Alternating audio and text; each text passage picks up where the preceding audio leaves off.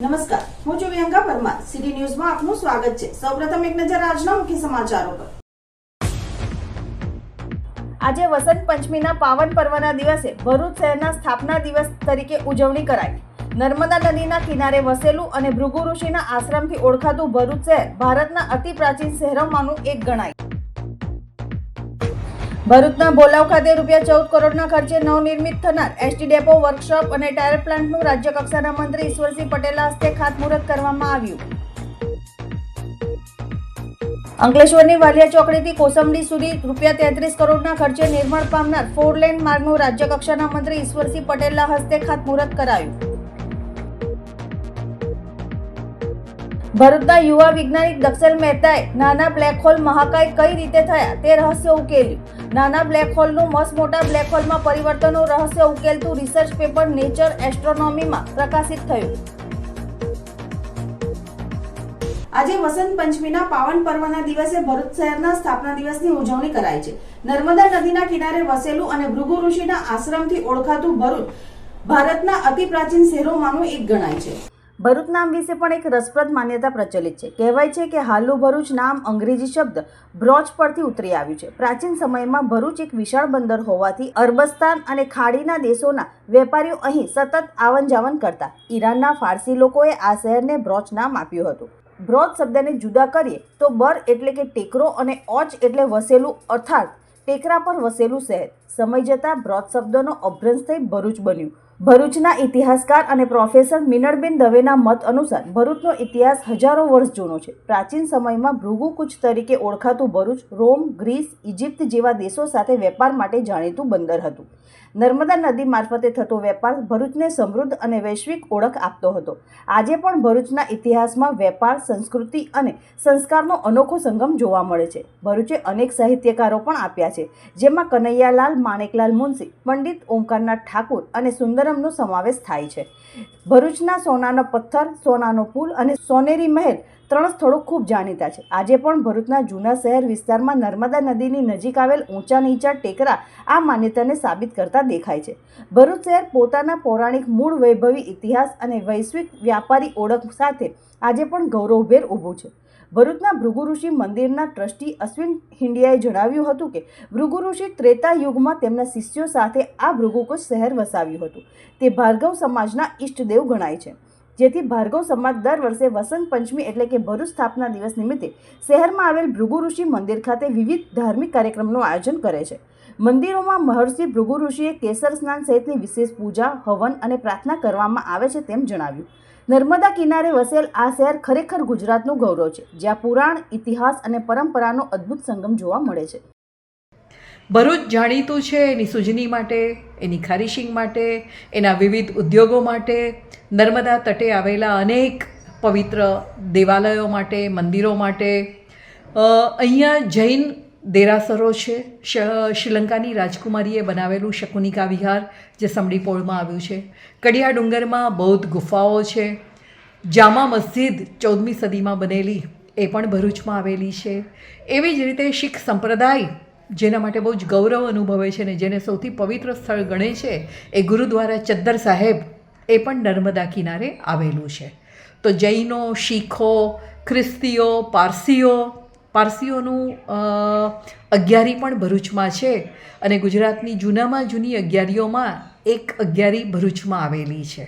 તો ભારતની લઘુ આવૃત્તિ જેવું ભરૂચ અનેક ધર્મના, અનેક સંપ્રદાયના, અનેક ભાષાના, અનેક રાજ્યોના, અનેક દેશના લોકોને પોતાને ત્યાં વસવાની સગવડ કરી આપે છે, સુવિધા આપે છે. અને એવું કહેવાય છે કે બહારથી આવેલી કોઈ પણ વ્યક્તિ કદી ભરૂચમાં નિષ્ફળ જતી નથી. ભરૂચે હંમેશા એ લોકોને સફળતા આપી છે. ભરૂચ એના અનેક મેળાઓ માટે જાણીતું છે. એમાં સૌથી જાણીતો મેળો કારતક સુદ પૂનમને દિવસે ભરાતો શુક્લ તીર્થ ખાતે ભરાતો કાર્તિકી પૂનમનો મેળો.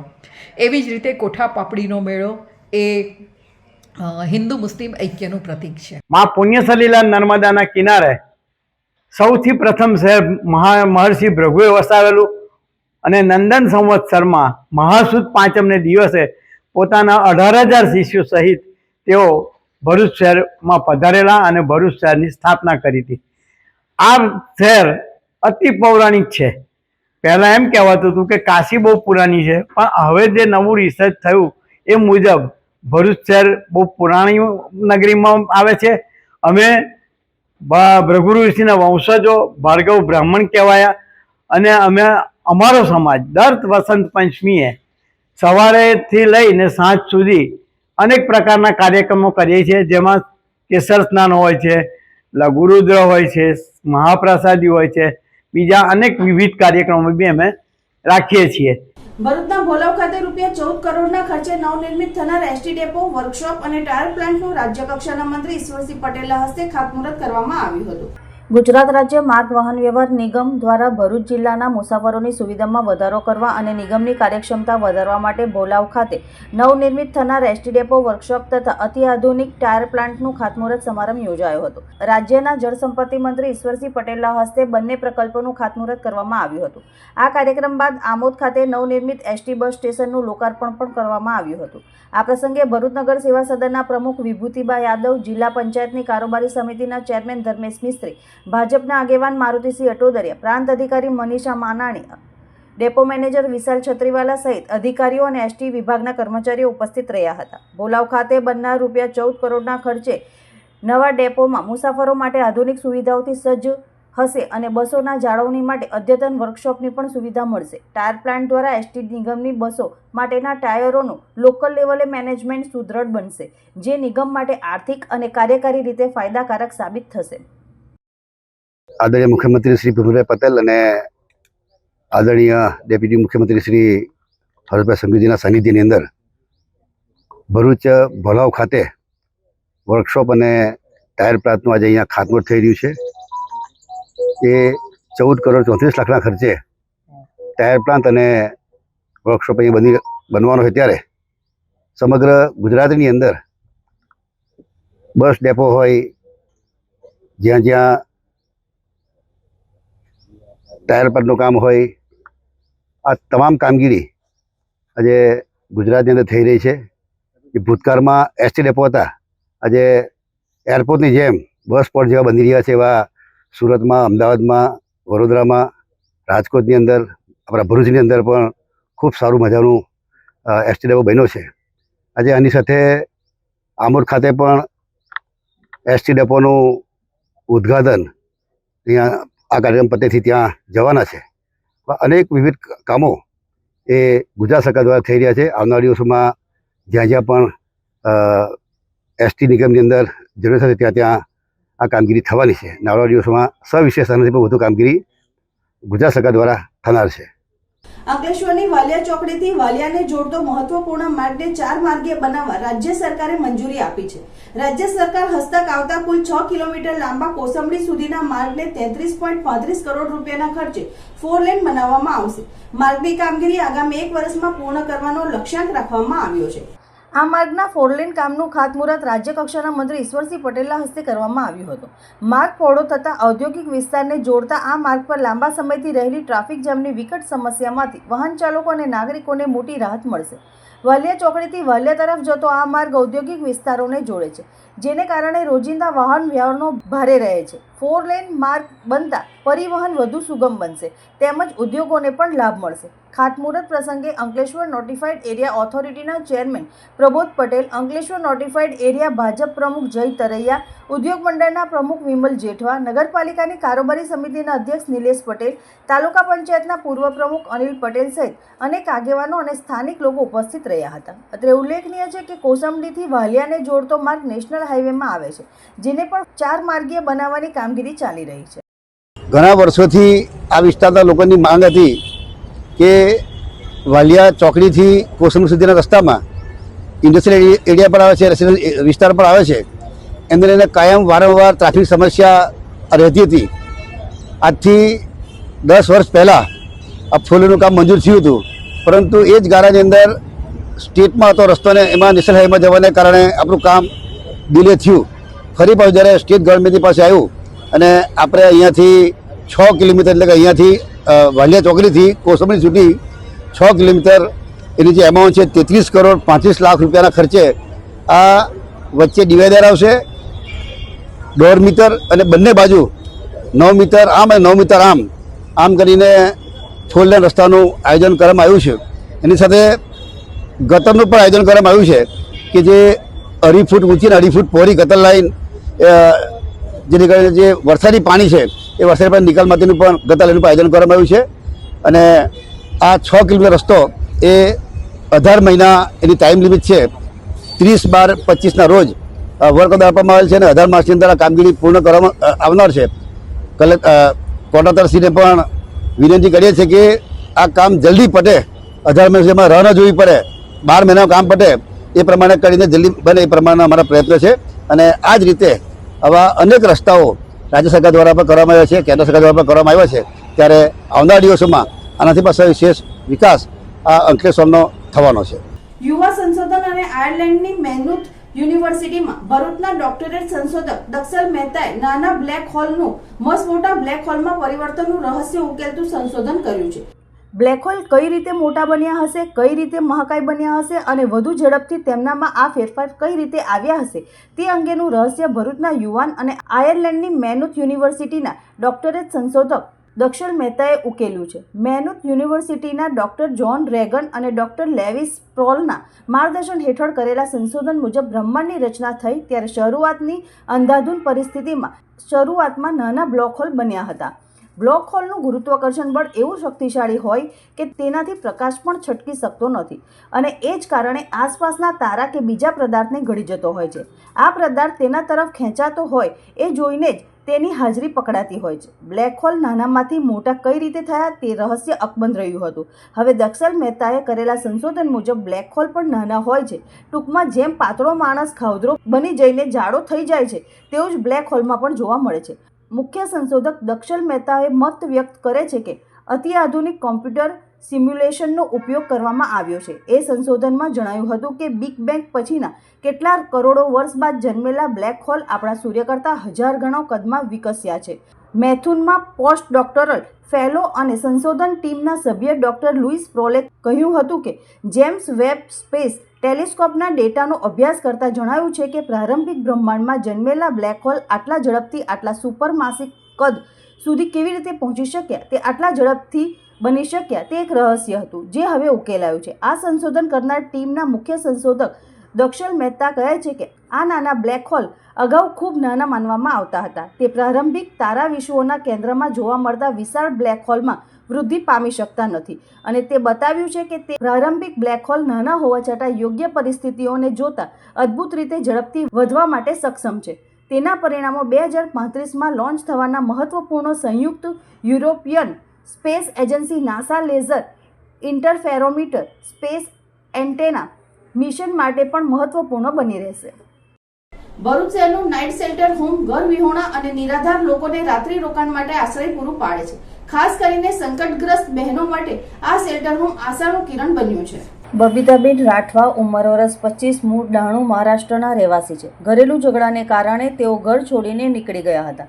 ભરૂચ રેલવે સ્ટેશન પર તેઓ બીમાર અને નિરાધાર હાલતમાં હતા ત્યારે એક સંવેદનશીલ રિક્ષા ચાલક ભાઈની નજર પડતા તેમણે ભરૂચના નાઇટ શેલ્ટર હોમમાં આશ્રય માટે લાવવામાં આવ્યા હતા. શેલ્ટર હોમમાં સંચાલક તથા સેવાયજ્ઞ સમિતિના હિમાંશુ પરીખે બબીતાબેનની હાલત ગંભીર હોવાનું ધ્યાનમાં લેતા તાત્કાલિક સિવિલ હોસ્પિટલમાં દાખલ કરાવ્યા હતા. સેવાયજ્ઞ સમિતિના સ્વયંસેવકો સોનલબેન ત્રિવેદી અને હેમંતભાઈ પંચાલ દ્વારા સતત ફોલોઅપ રાખી 7 દિવસ સુધી તેમની સારવાર કરવામાં આવી હતી, જેના પરિણામે બબીતાબેન સંપૂર્ણ સ્વસ્થ બન્યા હતા. ત્યારબાદ તેમના પરિવારજનોનો સંપર્ક કરવામાં આવતા તેમની બહેનો તેમને લેવા માટે ભરૂચ આવી પહોંચ્યા હતા. ઉલ્લેખનીય છે કે દર વર્ષે અંદાજે 20 થી 25 જેવી બહેનો જેમને વિવિધ કારણોસર ઘરેથી બહાર કાઢી મૂકવામાં આવ્યા છે તેઓ નાઇટ શેલ્ટર હોમમાં આશ્રય લેવા આવે છે. આવી બહેનોને માત્ર રાત્રિ રોકાણ જ નહીં પરંતુ દિવસ દરમિયાન રહેવાની વ્યવસ્થા, ભોજનની સુવિધા તથા બીમારીની સ્થિતિમાં હોસ્પિટલમાં દાખલ કરી તમામ સારવાર ખર્ચ સેવાયજ્ઞ સમિતિ દ્વારા ઉઠાવવામાં આવે છે. નાઇટ શેલ્ટર હોમ જરૂરિયાતમંદ બહેનો માટે સાચે જ માનવતાનો આધાર બની રહ્યું છે. હું સેવાયજ્ઞ સંસ્થામાંથી બોલું છું, હેમંત પંચાલ, અને આ બેન નામ બબીતા છે એમનું, અને મહારાષ્ટ્રના વતની છે દાણોના. અઠવાડિયા પહેલાં એક ભાઈ એમને સ્ટેશન ઉપરથી બીમાર હાલતમાં અમારી સંસ્થામાં મૂકી ગયા હતા અને અમારા શેલ્ટર હોમ પર એમને રાખ્યા અને પછી અમે હોસ્પિટલમાં એડમિટ કર્યા. અમારા સ્વયંસેવક પરીખભાઈ અને બધાએ એમની સેવા કરી, એમને દવા કરાવી, ડૉક્ટરને બતાવ્યું અને અત્યારે એમને સારું છે થોડું, તો એમના બંને બહેનો દાણોથી એમને લેવા માટે આવ્યા છે. હવે એટલે અમે એમને સાથે મોકલીએ છીએ. हमको ससुराल वाले बहुत टॉर्चर करते थे, तो ये बिना बताए चली आई थी भरूच। तो इधर आके सेवा यज्ञ समिति पे राखी पहुंची थी। तो इनको सेवा यज्ञ समिति ने हॉस्पिटल में भर्ती किया, एडमिट किया और अभी ठीक है। तो हम लोग लेने आए हैं। तो सेवा यज्ञ समिति का बहुत बहुत धन्यवाद। જાડેશ્વર વિશ્વ ગાયત્રી મંદિર અલગધામ ખાતે 28મા નર્મદા જયંતિ મહોત્સવને લઈને વિવિધ કાર્યક્રમો યોજાઈ રહ્યા છે। ત્યારે 18 જાન્યુઆરીથી 24 જાન્યુઆરી સુધી દરરોજ બપોરે 3 થી 6 દેવી ભાગવત કથા ચાલી રહી છે। કથા શ્રી 1008 મહામંડલેશ્વર તૃતીય પીઠાધીશ્વર સત્યાનંદ ગિરિજી માતાજીની કથાનું રસપાન કરાવી રહ્યા છે। ત્યારે આજે કથાના 5મા દિવસે માતાજીએ કથામાં વિશેષ રસપાન કરાવતા કહ્યું હતું કે આપણે ક્યારે પણ કોઈની જાણતા અજાણતા ભૂલથી પણ કોઈ ભૂલ ન કરવી। તદુપરાંત આપણા ઘર આંગણે આવેલા સાધુ સંતોનું પણ અપમાન ક્યારે પણ આપણે કરવું જોઈએ નહીં। જાડેશ્વર વિશ્વ ગાયત્રી મંદિરે 28મા નર્મદા જયંતિ મહોત્સવને લઈને હાલ તૈયારીઓ ચાલી રહી છે। તદુપરાંત વિવિધ કાર્યક્રમો પણ યોજાઈ રહ્યા છે। આગામી 25 જાન્યુઆરીના રોજ મા નર્મદાજીનો પ્રાગટ્ય દિવસ છે। ત્યારે ભવ્ય અને દિવ્ય ઉજવણી જાડેશ્વર વિશ્વ ગાયત્રી મંદિર અલગધામ ખાતે શ્રી 1008 મહામંડલેશ્વર સ્વામી અલગગીરી મહારાજના પાવન આશીર્વાદથી યોજાશે। ત્યારે જાડેશ્વર વિશ્વ ગાયત્રી મંદિરમાં 28મા નર્મદા જયંતિ મહોત્સવમાં હાલ વિવિધ કાર્યક્રમોનું આયોજન થઈ રહ્યું છે। 18 જાન્યુઆરીથી 24 જાન્યુઆરી સુધી દેવી ભાગવત કથા તથા 25 જાન્યુઆરીએ 24 કુંડી નવચંડી મહાયજ્ઞ સવારે 8 થી બપોરે 1 કલાક તથા સાંજે 5 કલાકે નર્મદા જયંતિ મહોત્સવની ઉજવણી કરાશે। જેમાં 1.25 લાખ દીવડાની મહાઆરતી, ભવ્ય અન્નકૂટ, ભવ્ય આતશબાજીમાં નર્મદા મહાપૂજન, 1008માં નર્મદાને સારી અર્પણ, મહાઅભિષેક, 52 ગજની ધ્વજારોહણ સાથે મહાપ્રસાદ સહિતના વિવિધ કાર્યક્રમો આવનાર 25 જાન્યુઆરીના રોજ માં નર્મદાજીના પ્રાગટ્ય દિવસની ભવ્ય અને દિવ્ય ઉજવણીમાં કરવામાં આવશે। લીલાછમ વૃક્ષો પર અનેક રંગીન પક્ષીઓ પોતાની ભાષામાં કલરવ કરે છે। સુંદર મધુર પવન સ્પર્શ થાય છે। વસંત ઋતુનું આગમન નારાયણને થાય છે। અરે ઋતુ વિના અતિ દિવ્ય વાતાવરણ, સુગંધિત પવનનો સ્પર્શ થતા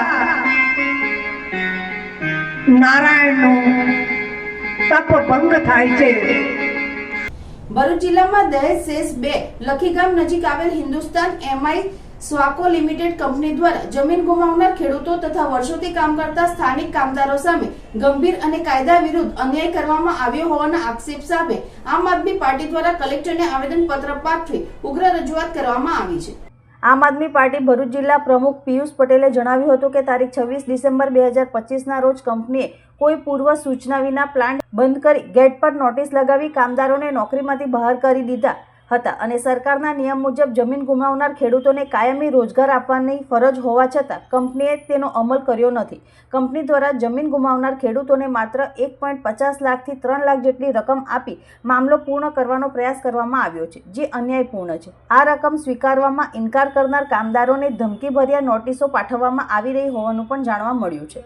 આ બાબતે પિયુષ પટેલે ઉમેર્યું કે કુલ 22 જમીન ગુમાવનાર ખેડૂતો અને કામદારોને અચાનક નોકરીમાંથી દૂર કરવામાં આવ્યા છે। એક કામદાર ગંભીર બીમારી અને આર્થિક સંકટમાં સારવારના અભાવે મૃત્યુ પામ્યો હોવાનો પણ આક્ષેપ કરવામાં આવ્યો છે। આમ આદમી પાર્ટી દ્વારા માંગ કરવામાં આવે છે કે સમગ્ર મામલાની ઉચ્ચસ્તરીય તપાસ કરાય અને જમીન ગુમાવનાર ખેડૂતો અને કામદારોને કાયમી નોકરી અથવા યોગ્ય વળતર આપવામાં આવે તેમજ મૃત્યુ પામેલ કામદારના પરિવારને સહાય આપવામાં આવે। જો દિન 15 અંદર ન્યાય નહીં મળે તો પાર્ટી દ્વારા લોકશાહી રીતે ઉગ્ર આંદોલન કરવામાં આવશે। જ્યારે કામદારો કંપની ઉપર જાય છે ત્યારે ખબર પડે છે કે કંપનીના ગેટ ઉપર એક નોટિસ મારી દીધી છે અને એ કંપની એ લોકોએ બંધ કરી દીધી છે।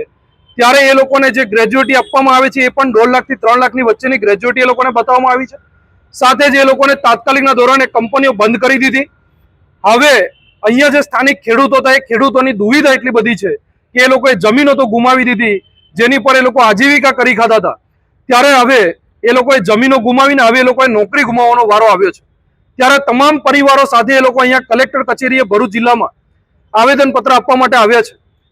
આજે અમે માંગણી કરીએ છીએ કલેક્ટર સાહેબ પાસે કે આવી કંપનીઓની મનમાની ચલાવી લેવામાં ન આવે અને જે કોઈ પણ સ્થાનિક નેતાઓના આશીર્વાદ હોય એ નેતાઓ પણ સમજી લે કે આવી કોઈ મનમાની જો કદાચ તમે લોકો કંપનીઓ સાથે રહીને કરતા હશો તો આમ આદમી પાર્ટી આ તમામ લોકો સાથે હર હંમેશ ઉભેલી છે અને આ કંપનીના આગામી દિવસોની અંદર ગાંધી ચિંધ્યા માર્ગે કદાચ કંપની વિરોધની અંદર આંદોલન કરવાનું થશે ત્યારે પણ સમગ્ર ભરૂચ જિલ્લાનું સંગઠન આ કામદારો સાથે ભેગા મળી અને એમની સાથે આંદોલનમાં પણ જોડાશે. પરંતુ આજે માંગણી એટલી છે કે એમની જે ગ્રેજ્યુએટી જે 3 લાખ સુધીની જે આપવામાં આવી છે એને વધારવામાં આવે. એમની જે જમીનો લઈ લીધી છે આ જમીનોના નામે જ્યારે એમને બેઘર કરી દીધા છે અને આજે એમનો સેકન્ડ પ્લાન અત્યારે હિન્દુસ્તાન એમઆઈ વાઘોનો પાનોલીમાં ચાલુ છે. આ પ્લાનની અંદર પણ આ કામદારો જવા માટે તૈયાર છે. તો એમની 2 માંગો છે. અહીંયા મોટામાં મોટું વળતર આપવામાં આવે, અન્ય આ તમામ કામદારોને પાનોલી ખાતે જે પ્લાન્ટ છે એ પ્લાન્ટની અંદર એ લોકોને નોકરી પર લેવામાં આવે. આ 2 માંગ સાથે આજે જિલ્લા કલેક્ટર સાહેબને અમે રજૂઆત કરવા માટે આવ્યા છે. અસ્તુ. મારું નામ રેખાબેન ભગવાનભાઈ આહિર છે ને હું દહેજ લખી ગામ રહું છું અને મતલબ અમારી જમીન જતી રહી હતી તેમાં અમારા ઘરના બધાને લેન્ડ લૂઝર તરીકે નોકરી પર લીધા હતા ને હમણાં એ લોકોને છૂટા કરી દીધા. તો હવે અમે જઈએ ક્યાં? અમારી પાસે નથી, બીજી નોકરી નથી કે નથી અમારી પાસે જમીન, તો અમે કરીશું શું? હું એક લેન્ડ લૂઝર તરીકે હિન્દુસ્તાન એમઆઈ વાઘોમાં નોકરી લાગેલો. મારી સાથે 22 કર્મચારી હતા. ટોટલ કર્મચારી તો 40-45 હતા. આ લોકોએ અમારી સાથે 6 વર્ષથી અમારા પગાર ધોરણમાં કોઈ વધારો કર્યો નથી. એને કારણે અમે પછી એક સાહેબને માટે મિટિંગ કરી કે સાહેબ અમે 6 વર્ષથી અમને કોઈ પગાર ધોરણ વધારો કર્યો નહીં, તો અમને પગાર ધોરણ તમે આપો. પણ કંપની અમારું વારંવાર શોષણ કર્યું અમારું.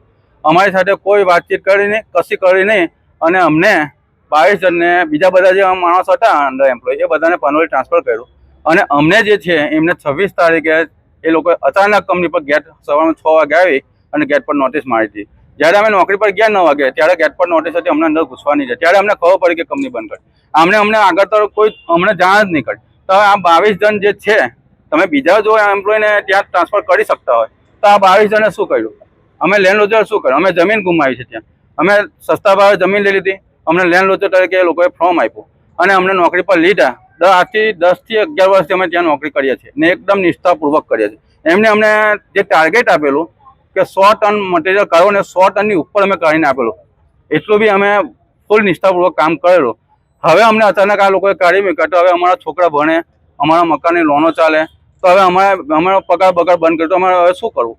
એટલા માટે અમે કલેક્ટર સાહેબ પાસે આ ન્યાય માટે આવેદનપત્ર આપવા આવ્યા.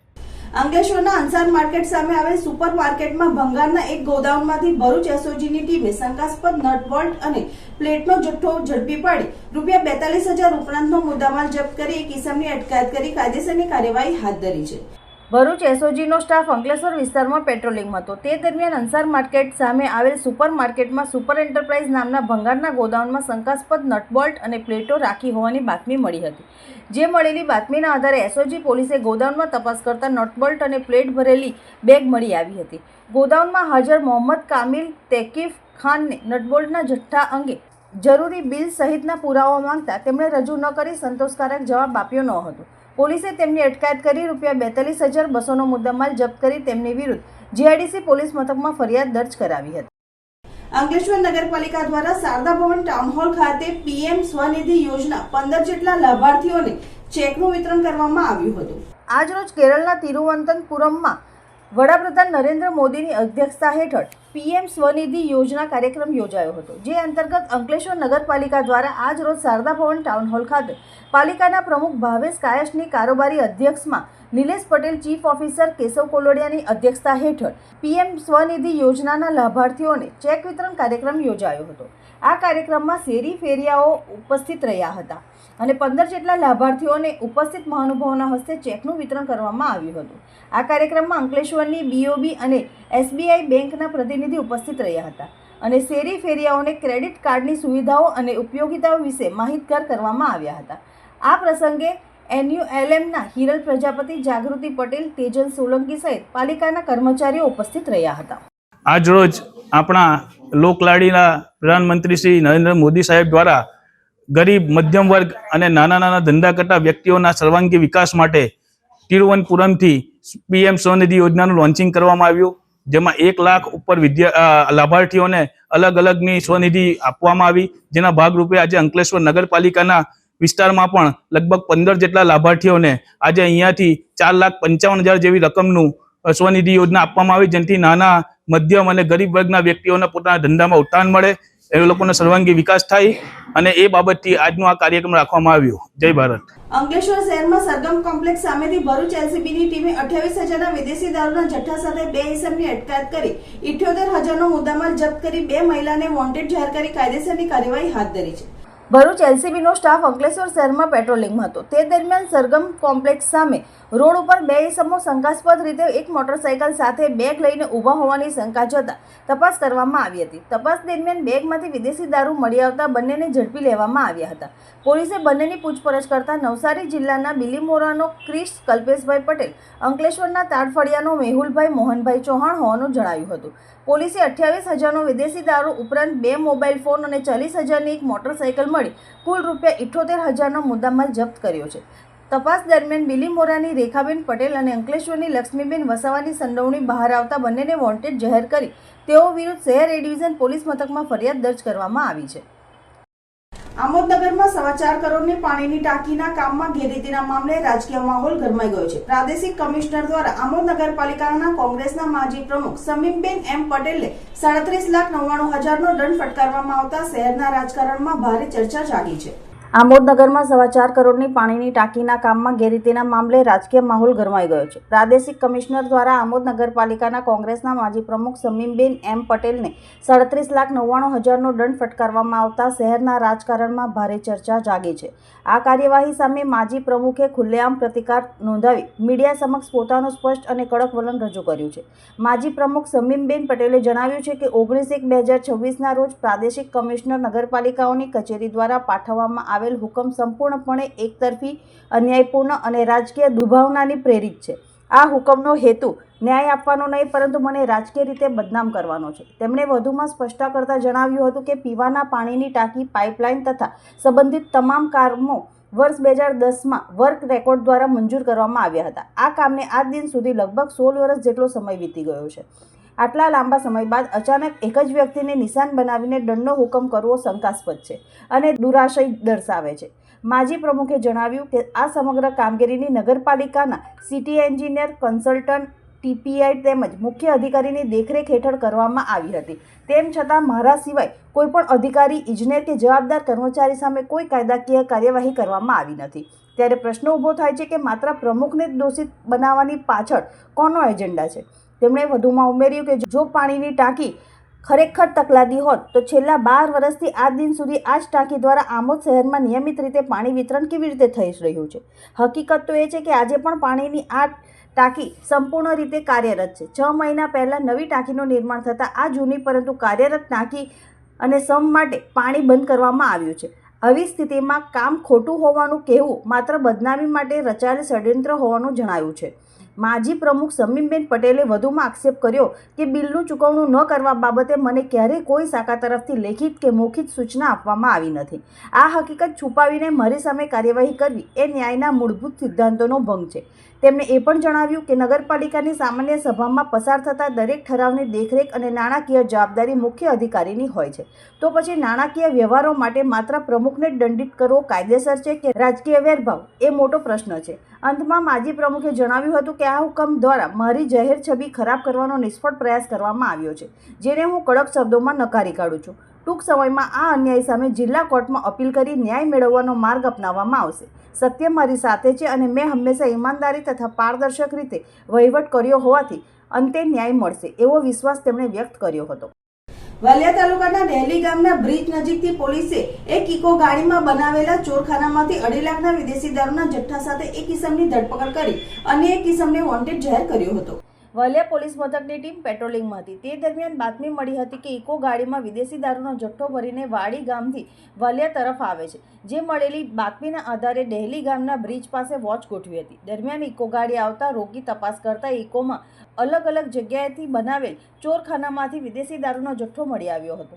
પોલીસે નર્મદા જિલ્લાના સાગબારા તાલુકાના નેવડી આંબા ગામના જાવલાભાઈ શંકરભાઈ વસાવાની ધરપકડ કરી ₹2.52 લાખનો વિદેશી દારૂ અને 2 લાખની ઇકો કાર મળી ₹4,52,000નો મુદ્દામાલ જપ્ત કર્યો હતો અને દારૂનો જથ્થો મંગાવનાર સુનિલભાઈ નામના ઈસમને વોન્ટેડ જાહેર કરી આ બંને ઈસમો વિરુદ્ધ ગુનો દાખલ કરી કાયદેસરની કાર્યવાહી હાથ ધરી છે. શુક્રવારે બપોરે 3 વાગે જંબુસર મામલતદાર કચેરી ખાતે સમસ્ત મુસ્લિમ સમાજના લોકો એકઠા થયા હતા. જંબુસર વકીલ પણ ભેગા થયા હતા. જંબુસર મામલતદાર કચેરી ખાતે આવેદનપત્ર પાઠવવામાં આવ્યું હતું.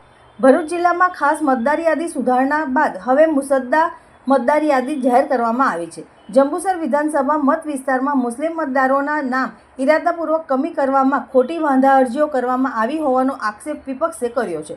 વિપક્ષ નેતાના જણાવ્યા પ્રમાણે હાલમાં ફોર્મ નંબર 7 દ્વારા દાખલ કરાયેલ કેટલીક વાંધા અરજીઓમાં કોઈ કારણ, લોજિક કે દસ્તાવેજી પુરાવા રજૂ કરવામાં આવ્યા નથી. આ વાંધા અરજીઓ ખાસ કરીને મુસ્લિમ સમાજને ટાર્ગેટ બનાવી રજૂ કરાઈ હોવાનો આરોપ કરવામાં આવ્યો છે. સરકારની સ્પષ્ટ ગાઈડલાઈન મુજબ જો કોઈ મતદાર વિરુદ્ધ વાંધો નોંધવો હોય તો યોગ્ય અને માન્ય દસ્તાવેજી પુરાવા રજૂ કરવું ફરજિયાત છે, જે આ અરજીઓમાં ન હોવાનો દાવો કરવામાં આવ્યો છે. પત્રમાં વધુ ઉલ્લેખ કરવામાં આવ્યો છે કે મતદાનનો અધિકાર લોકતંત્રનો આધારસ્તંભ છે અને તે ભારતના બંધારણ દ્વારા નાગરિકોને મળેલો મૂળભૂત અધિકાર છે. કોઈપણ વ્યક્તિનો મતાધિકાર મનમાની રીતે દૂર કરી શકાય નહીં. જો કોઈ મતદાર સામે વાંધો હોય તો સરકાર દ્વારા નક્કી કરેલી પ્રક્રિયા મુજબ મતદારોને નોટિસ આપી તેમની પાસેથી જરૂરી દસ્તાવેજો માંગવા અને કાયદેસર તપાસ બાદ નિર્ણય લેવો જોઈએ. જંબુસર શહેર તથા આમોદ તાલુકાના મુસ્લિમ સમાજના લોકોની આ પ્રકારની માંગણી છે. જંબુસર તાલુકાના આમોદ તાલુકાના આગેવાનો તથા રહીશો દ્વારા હાલમાં CRIની પ્રક્રિયા દરમિયાન ફોર્મ નંબર 7ની ફોર્મ વાંધા અરજીઓ જુદા જુદી વ્યક્તિઓ દ્વારા આપવામાં આવેલી છે તેવી માહિતી આધારે તપાસ કરતાં એવું માલુમ પડેલ છે કે આશરે 20,000 જેટલા વાંધા અરજીઓ SIRની પ્રથમ મતદાર યાદીના પ્રથમ ડ્રાફ્ટ બાદ આપવામાં આવેલ છે. હવે એ આપનાર વ્યક્તિઓ કોણ છે તેની માહિતી મેળવવા માટે તેમજ જે વાંધા અરજીઓ આપવામાં આવેલી છે તે દફતરે કરવા માટે આ સમગ્ર જંબુસર આમોદ તાલુકાના રહીશો દ્વારા આવેદનપત્રો આપવામાં આવેલ છે અને તેમાં અમો જે એડવોકેટો છીએ તમામ એડવોકેટો પણ આ આવેદનપત્રને સમર્થન કરીએ છીએ અને જે વ્યક્તિઓ આ જે ભારતની એકતા અને અખંડિતતાને ખંડિત કરવાનું કૃત્ય કરી રહેલા છે તેવા વ્યક્તિઓને ખુલ્લા પાડી તેમની સામે કડકમાં કડક કાયદેસરની કાર્યવાહી કરવા માટે આ આવેદનપત્ર આપવામાં આવેલું છે. જય હિન્દ. આમોદ તાલુકાના વિવિધ ગામના ખેડૂતોએ આજરોજ નાયબ મામલતદારને આવેદનપત્ર આપી પાવર ગ્રીડ કંપની સામે ઉગ્ર વિરોધ નોંધાવ્યો હતો. ખેડૂતોની સંમતિ લીધા વગર જ તેમની માલિકીની જમીનમાં આડેધડ ખોદકામ કરી ટાવર ઊભા કરવાની કામગીરી શરૂ કરવામાં આવતા ખેડૂતો રોષે ભરાયા હતા. તેમજ વિરોધ કરનાર ખેડૂતોને પોલીસની ધમકી આપી દબાવવાનો પ્રયાસ કરવામાં આવી રહ્યો હોવાના આક્ષેપ પણ કરવામાં આવ્યા હતા. તંત્ર દ્વારા પાવર ગ્રીડ કંપની સામે કાર્યવાહી કરવાની જગ્યાએ ખેડૂતો પર દમન ગુજારવામાં આવી રહ્યો હોવાનો આક્ષેપ કરવામાં આવ્યો હતો. પોલીસ બંદોબસ્ત સાથે ખુલ્લી દાદાગીરી સાથે ખેડૂતોની જમીનમાં હાઈ ટેન્શન ટાવરો ઊભા કરવામાં આવી રહ્યા હોવાનું ખેડૂતોએ જણાવ્યું હતું. અત્રે ઉલ્લેખનીય છે કે અગાઉ સ્થાનિક ધારાસભ્ય DK સ્વામી તથા ગુજરાત સરકારના ઉર્જા મંત્રી ઋષિકેશ પટેલને રૂબરૂ મળીને ખેડૂતોએ રજૂઆત કરી હતી. ત્યારે તેમને ખાતરી આપવામાં આવી હતી કે ખેડૂતોને વળતર મળ્યા બાદ જ કામગીરી હાથ ધરવામાં આવશે, પરંતુ કોઈપણ જાતની ચર્ચા કે વળતર ચૂકવ્યા વગર પાવર ગ્રીડ કંપની તરફથી કામગીરી શરૂ કરવામાં આવતા ખેડૂતોમાં ભારે રોષ જોવા મળ્યો હતો. જેથી ખેડૂતોએ નાયબ મામલતદારને આવેદનપત્ર આપી તંત્રને સ્પષ્ટ ચેતવણી આપી હતી કે પાવર ગ્રીડ કંપની કામ બંધ નહીં કરે તો રસ્તા રોકો આંદોલન કરવામાં આવશે. કોઈ અશાંતિ ફેલાશે તો તંત્રની જવાબદારી રહેશે. ત્યારે આવનાર દિવસોમાં ખેડૂતોનું આંદોલન વધુ વ્યાપક બનશે તેમ જણાઈ રહ્યું છે. આજરોજ આમોદ તાલુકાના વિવિધ ગામોના ખેડૂતો મામલતદાર ઓફિસે ભેગા થઈ પાવર ગ્રીડ કોર્પોરેશન દ્વારા ખેતરોમાં ખેડૂતોની પરમિશન વિના આડેધડ કામગીરી પોલીસની ધમકી આપીને હાથ ધરવામાં આવી રહી છે. એનો જોરદાર વિરોધ કરવામાં આવી રહ્યો છે. ખેડૂતોએ આ અંગે અગાઉ ધારાસભ્ય શ્રી DK સ્વામી તેમજ ઉર્જા મંત્રી ઋષિકેશભાઈ પટેલને રૂબરૂ ગાંધીનગર મળી રજૂઆત કરી હતી. ત્યારે તેઓએ વળતરના પ્રશ્નો ઉકેલ્યા વિના કામગીરી હાથ ધરવામાં આવશે નહીં એવી મૌખિક ખાતરી પણ આપી હતી. તેમ છતાં પાવર ગ્રીડ દ્વારા કામગીરી હાથ ધરવાની કવાયત હાથ ધરતા ખેડૂતોમાં રોષ ભભૂકી ઉઠ્યો છે અને જો આ કામગીરી શરૂ કરાશે તો ખેડૂતો ભેગા મળી પ્રતિકાર કરશે અને જરૂર પડે રસ્તા રોકો આંદોલન કરતા પણ ખચકાશે નહીં અને અશાંતિ પેદા થશે તો તંત્રની સંપૂર્ણ જવાબદારી રહેશે. તારીખ 24/1/26ના રોજ શનિવારના રોજ ખેડૂતોના પાવર ગ્રીડ સામેના પ્રશ્નો બાબતે ગુજરાત ખેડૂત સમાજના પ્રમુખ શ્રી તેમજ ગુજરાત સંઘર્ષ સમિતિના કન્વીનર શ્રી જયેશભાઈ પાલ સાથે બેઠકનું આયોજન કરેલ છે નાહિર મુકામે. હઠીલા હનુમાનજી. સંસ્કૃતિ સમાજ સેવા સંસ્થાન ટ્રસ્ટ ભરૂચ અને ગુજરાત રાજ્ય યોગ બોર્ડના સંયુક્ત ઉપક્રમે મહિલા સુરક્ષા, સાયબર ક્રાઇમ અને ઓનલાઈન ગેમિંગ માટે awareness program Shrinathji society Jadeshwar ખાતે રાખવામાં આવ્યો હતો, જેમાં પીએસઆઈ વૈશાલીબેન આહિરનું માર્ગદર્શન પ્રાપ્ત થયું હતું. આ વિષયને લગતા ગુનાઓને અટકાવવા માટે કયા સાવચેતીના પગલાં લેવા તે વિશે વિવિધ જ્ઞાનસભર માહિતી આપવામાં આવી હતી. આ કાર્યક્રમમાં હેડ કોન્સ્ટેબલ જસવંતભાઈ અને ભરૂચ પોલીસ વિભાગનો સ્ટાફ હાજર રહ્યો હતો તથા સંસ્કૃતિના સ્થાપક પ્રકાશચંદ્ર પટેલ, હેમાબેન પટેલ, પ્રમુખ અંજલિબેન ડોગરા, ગુજરાત રાજ્ય યોગ બોર્ડના કોઓર્ડિનેટર બિનિતાબેન પ્રજાપતિ, શ્રીનાથજી સોસાયટીના પ્રમુખ નરેશભાઈ પ્રજાપતિ અને મોટી સંખ્યામાં યોગ સાધકો તથા સંસ્કૃતિ ટ્રસ્ટના સભ્યો હાજર રહ્યા હતા. અંકલેશ્વરની પાનોલી પોલીસે બાકરોલ બ્રિજ પાસેથી ચોરીની બાઇક સાથે રાજસ્થાનના ઇસમની ધરપકડ કરી કાયદેસરની કાર્યવાહી હાથ ધરી છે. પાનોલી પોલીસ મથકના સર્વેલન્સ સ્ટાફને એક ઇસમ બાઇક લઈને અંકલેશ્વરની પાનોલી તરફ આવનાર છે અને બાઇક ચોરી કરી હોવાની માહિતી મળી હતી. જે માહિતીના આધારે પાનોલી પોલીસે નેશનલ હાઈવે પર બાકરોલ બ્રિજ પાસે વોચ ગોઠવી હતી. દરમિયાન ઇસમ બાઇક લઈને આવતા તેને રોકી પૂછપરછ કરતા તે રાજસ્થાનનો અનોપસિંહ ડોડ હોવાનું જણાવ્યું હતું. પોલીસે તેની પાસે બાઇકના જરૂરી દસ્તાવેજો માંગતા તેણે રજૂ કર્યા ન હતા. પોલીસે તેની અટકાયત કરી સઘન પૂછપરછ કરતા બાઇક તેણે પાનોલી જીઆઈડીસીમાં સકાટા ચોકડી પાસેથી ચોરી કરી હોવાની કબૂલાત કરી હતી.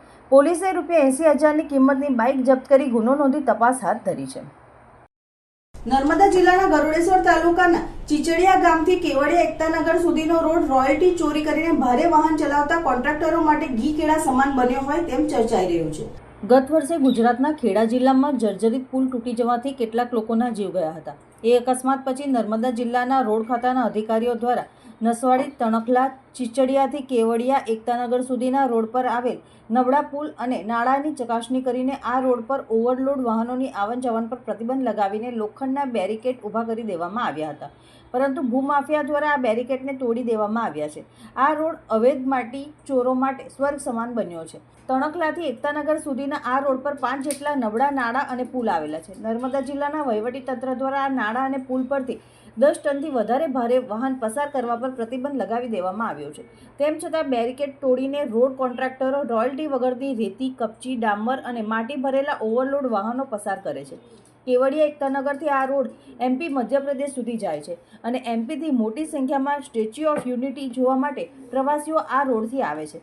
રાત દિવસ ધમધમતા સિંગલ પટ્ટી રોડ પર ભારે વાહનોના લીધે પુલ કે નાળું અચાનક તૂટી પડે અને કોઈ મોટી જાનહાનિ થાય તો જવાબદાર કોણ, એવી લોકચર્ચા ચાલી રહી છે. અંતમાં મુખ્ય સમાચારો પર ફરી એક નજર. આજે વસંત પંચમીના પાવન પર્વના દિવસે ભરૂચ શહેરના સ્થાપના દિવસ તરીકે ઉજવણી કરાઈ. નર્મદા નદીના કિનારે વસેલું અને ભૃગુ ઋષિના આશ્રમથી ઓળખાતું ભરૂચ શહેર ભારતના અતિ પ્રાચીન શહેરોમાંનું એક ગણાય. ભરૂચના ભોલાવ ખાતે ₹14 કરોડના ખર્ચે નવનિર્મિત થનાર એસટી ડેપો, વર્કશોપ અને ટાયર પ્લાન્ટનું રાજ્ય કક્ષાના મંત્રી ઈશ્વરસિંહ પટેલના હસ્તે ખાતમુહૂર્ત કરવામાં આવ્યું. અંકલેશ્વરની વાલિયા ચોકડીથી કોસંબડી સુધી ₹33 કરોડના ખર્ચે નિર્માણ પામનાર 4 લેન માર્ગનું રાજ્ય કક્ષાના મંત્રી ઈશ્વરસિંહ પટેલના હસ્તે ખાતમુહૂર્ત કરાયું. ભરૂચના યુવા વૈજ્ઞાનિક દક્ષલ મહેતાએ નાના બ્લેક હોલ મહાકાય કઈ રીતે થયા તે રહસ્ય ઉકેલ્યું. નાના બ્લેક હોલનું મસમોટા બ્લેક હોલમાં પરિવર્તનનું રહસ્ય ઉકેલતું રિસર્ચ પેપર નેચર એસ્ટ્રોનોમીમાં પ્રકાશિત થયું. આજના સિટી ન્યૂઝ સમાપ્ત થયા. નવીન સમાચારો સાથે ફરી મળીશું. નમસ્કાર.